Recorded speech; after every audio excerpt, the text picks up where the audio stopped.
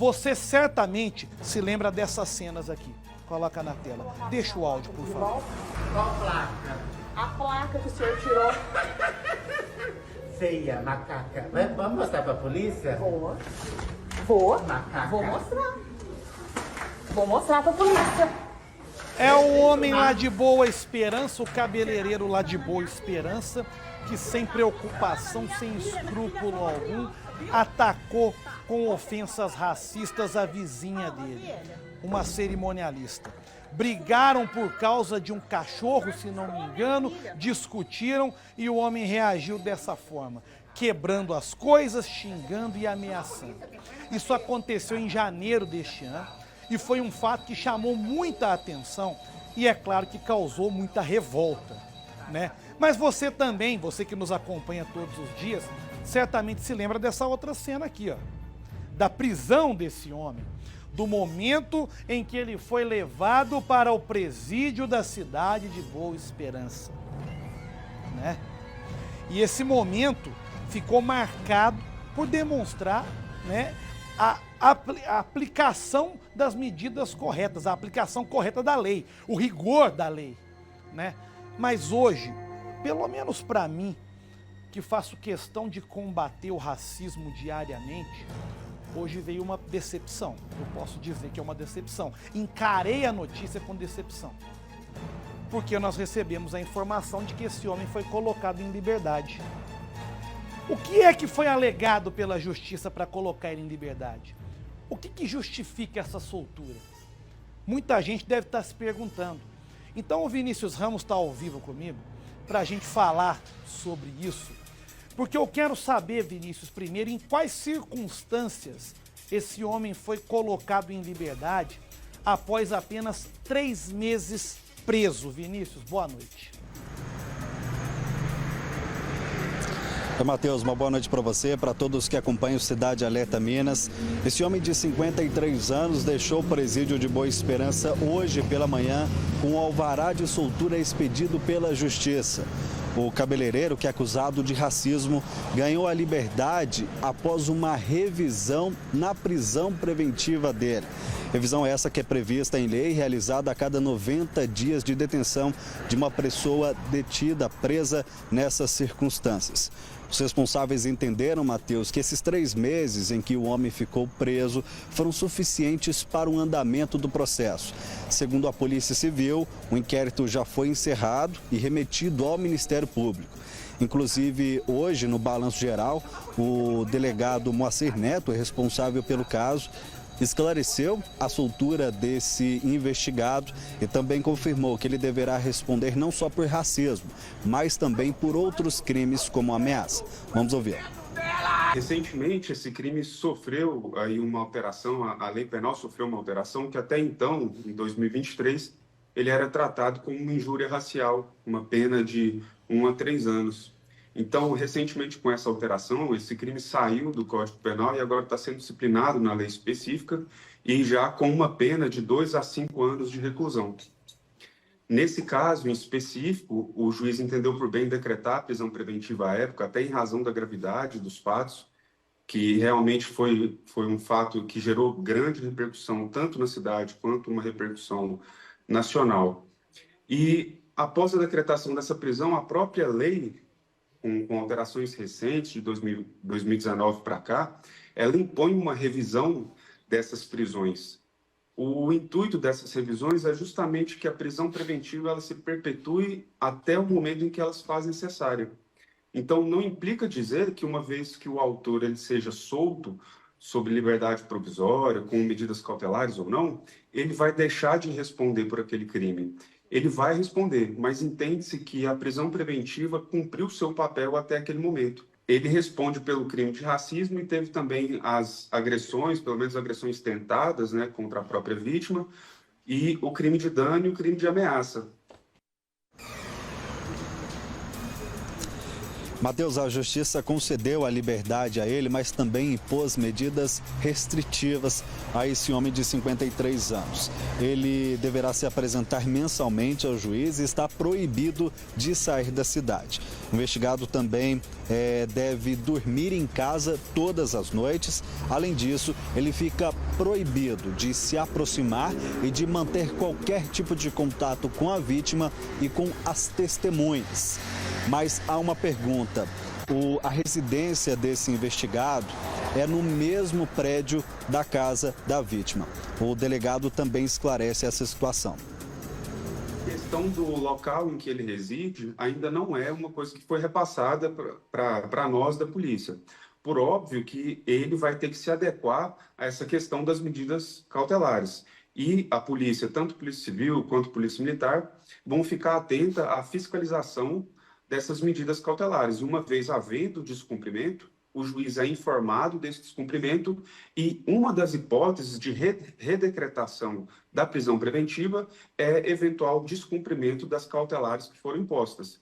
Então, eventualmente, se ele vem a descumprir essas cautelares, ele pode ter a prisão preventiva novamente decretada.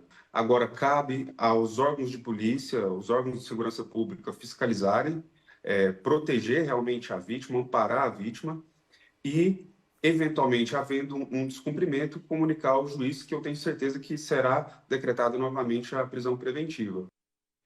Me causa uma indignação, digamos assim, duas situações. A primeira é a justiça colocar esse homem na rua, mesmo ele sendo reincidente, né? Vinícius citou bem, o delegado comentou sobre também. Não é apenas a denúncia dessa mulher, dessa vizinha, que pesa contra esse homem. Há outros casos, há outras denúncias contra ele, né?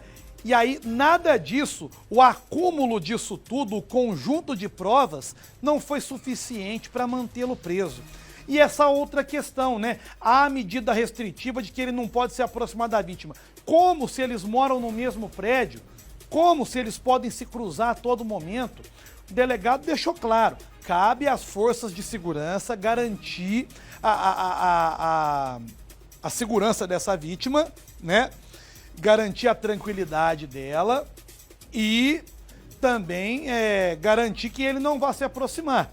Mas nós sabemos que é complicado, nós sabemos que é difícil, não tem como ficar um policial militar 24 horas lá na porta do apartamento dessa mulher, né, para garantir que esse homem não vai se aproximar dela. Então é muito difícil aceitar tudo isso. Daqui a pouco o Vinícius vai falar de novo ao vivo, porque inclusive o Vinícius fez contato com os advogados que representam esse homem e eu vou querer saber o retorno. O que eles dizem sobre a situação, sobre o cliente deles. Mas antes, eu quero ouvir a vítima. Porque agora à tarde o Vinícius conversou com a Keila, a cerimonialista que foi vítima dos ataques desse homem, né? A mulher que gravou esses vídeos do rapaz descontrolado, quebrando a samambaia ali da casa dela, a xingando, a chamando de macaca, de feia, de vagabunda e de outros nomes que eu não sei nem por que eu repeti, porque eu não preciso repetir, né? Deixa na boca só do criminoso, do agressor, daquele que ofende. Mas na época em que tudo aconteceu, em que ele foi preso, essa mulher, ela não se intimidou, ela não se escondeu, ela não se omitiu de fazer a denúncia e fez questão de levar esse caso adiante para que o autor dessas ofensas, desses ataques, fosse colocado na cadeia. Isso foi muito importante. A força dessa mulher foi muito importante naquele momento. Mas a Keila, após receber a informação de que esse homem foi colocado na rua, é claro que ela está decepcionada, ela está desolada, ela não se conforma com a soltura desse homem. E é justamente isso que nós vamos ver na reportagem feita pelo Vinícius agora à tarde. Põe no Cidade. A cerimonialista se desesperou ao saber que o homem que atacou com ofensas racistas já está nas ruas. Na hora eu comecei a tremer, eu não consegui controlar as lágrimas, porque assim, veio um turbilhão de emoção na tua mente. Mas veio um sentimento de revolta, de impotencialidade, de injustiça, de medo, de insegurança. Foi por meio de um oficial de justiça que Keila soube que o suspeito tinha sido colocado em liberdade. Enquanto ainda questiona os motivos que levaram a justiça a conceder o alvará de soltura ao homem, ela agora tenta explicar toda a situação à filha pequena. A gente passou na porta aqui da escada onde dava acesso ao apartamento dele, ela falou, eu vi que ela se escondeu. Falei, que é isso? Ela falou assim, mas um vizinho malvado vai voltar para cá. Eu falei, não vai, nunca mais vai voltar aqui. Aí ela falou, ele não tá preso mais. Né? Aí eu voltei porque eu desabei. E aí eu fui explicar para ela, né, que infelizmente as nossas leis, elas são frouxas. 3 meses se passaram desde o dia que a cerimonialista foi atacada dentro da própria casa, em Boa Esperança, no sul de Minas. Uma confusão que teria começado após um suposto desentendimento entre vizinhos por conta de um cachorro. Discussões essas que se agravaram. Keila conta que chegou a ter a casa vandalizada. Foi na tarde do dia 26 de janeiro que a mulher se deparou com um homem transtornado no portão da residência dela. Feia, macaca. Vamos mostrar pra polícia? Vou Macaca. mostrar. Vou mostrar pra polícia. O vídeo, segundo ela, foi uma forma de se resguardar. Ele já chegou e começou a falar aquelas coisas todas, né, os insultos. Eu tentei ativar a câmera, não consegui. E aí, quando eu não consegui ativar a câmera para gravar, eu comecei a gravar do meu celular. Só no segundo vídeo que ele percebe que eu estava gravando. E aí ele começa a falar que ele também tinha testemunha, umas coisas sem nexo. E aí nós íamos para a delegacia, que eu podia chamar a polícia, aquela coisa toda. São momentos que ainda estão claros na mente da mulher. Uma situação que, apesar das dificuldades, ela pretende esquecer. De cada detalhe, de tudo. Eu lembro, assim, é um pesadelo. Eu falei isso hoje de manhã, que era um pesadelo, que eu acordei e de repente eu vi que não era pesadelo. De acordo com a Polícia Civil, o homem é recorrente nesse tipo de crime. Contra o suspeito, que agora está solto, foram registradas 5 denúncias de injúria racial por 3 pessoas diferentes.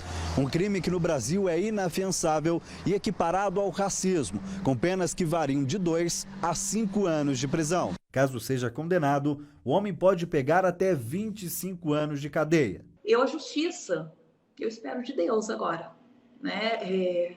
É o que eu espero.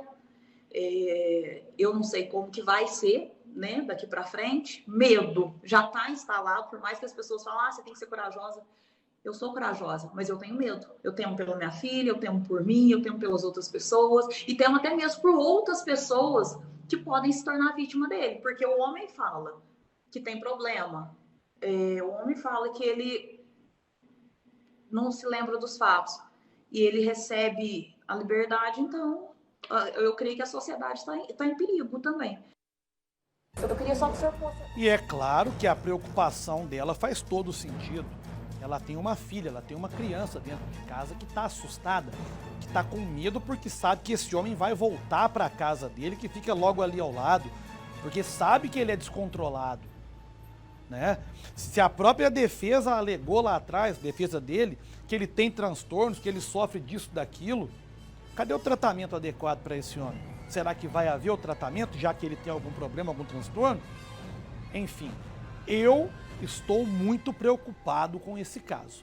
Estou muito preocupado com esse homem sendo colocado na rua. Mas o Vinícius continua ao vivo comigo, porque, Vinícius, você falou também com a advogada que representa a Keila, né, nesse processo contra o cabeleireiro. E o que ela diz? Como é que ela pretende agir agora que ele foi solto? Olha só, Matheus, conversei sim com a advogada que representa a vítima. Ela me disse que enquanto o Ministério Público recorre da soltura desse investigado, o que resta é esperar o laudo que foi solicitado pela Justiça de incidente de insanidade mental. Isso porque a defesa do investigado alegou que ele sofre transtornos mentais. Nós também entramos em contato com a defesa do cabeleireiro. Eles disseram em nota que o acusado coopera com as autoridades desde o início das investigações. Disseram também que, inclusive, ele se apresentou à polícia tão logo soube do mandado de prisão expedido contra ele, e eles finalizaram a nota afirmando que entendem o interesse público em se obter informações sobre o desenrolar do caso, mas que nesse momento vão preferir pelo sigilo e pela privacidade do cliente deles. É com você. É aquele negócio, né, Vinícius? O advogado ganha para isso. Ele foi contratado para defender o interesse do cliente dele. Então ele fala o que ele quer, da maneira como ele quer, né, até de forma muito bem respeitosa e muito bem escrita, né, essa nota chega pra gente, mas eu, enquanto jornalista, enquanto um formador de opinião, eu tenho o direito de discordar de algumas coisas, né? Quando diz que ele está colaborando, falando que não se lembra de nada, falando que esqueceu, complicado, né? Aí essa alegação de insanidade mental, mas peraí, e o tratamento? Em algum momento houve um tratamento, há um tratamento para esse homem? A gente precisa saber. Essa informação precisa ser passada com mais detalhes, né? Ele já passou pelo tratamento, estava passando. Quando a defesa diz que tão logo ele ficou sabendo, ele se apresentou, não foi bem assim. Eu me lembro do caso. A polícia foi até em outra cidade procurar esse homem, né? Foram dias depois disso que ele acabou sendo preso. Se não me engano, se não me falha a memória, ele foi convencido ali pelas pessoas a se apresentar, porque ele teria até deixado a cidade de Boa Esperança. Eu me recordo perfeitamente. Então, a defesa tem o total direito, né? Disse inclusive que é inegociável essa questão da privacidade, né? Do sigilo do cliente deles, está tudo certo. Trabalhem da maneira como vocês acreditam que esteja certo, vocês são pagos para isso. Tá legal? Mas nós esperávamos aí umas respostas mais completas, umas respostas mais contundentes, informações mais firmes para que a gente pudesse passar para quem nos acompanha. Enfim, vai ficar do jeito que está por enquanto e é aguardar a decisão da justiça, como o próprio doutor Moacir falou. Essa liberdade provisória não quer dizer que ele não vai ser responsabilizado lá na frente. Tomara que realmente seja isso que o delegado falou. Porque, repito, não é uma denúncia, não é uma acusação. Existem várias outras. Então, esse acumulado de provas não é possível que não vai fazer a diferença na hora de se condenar um homem por um crime tão grave, tão sério quanto o racismo, quanto a injúria racial, que, como o Vinícius disse na reportagem, se equipara ao racismo aqui no nosso país. Não deixa de ser crime. Daqui a pouco a gente conversa de novo, tá certo, Vinícius? Continua por aí.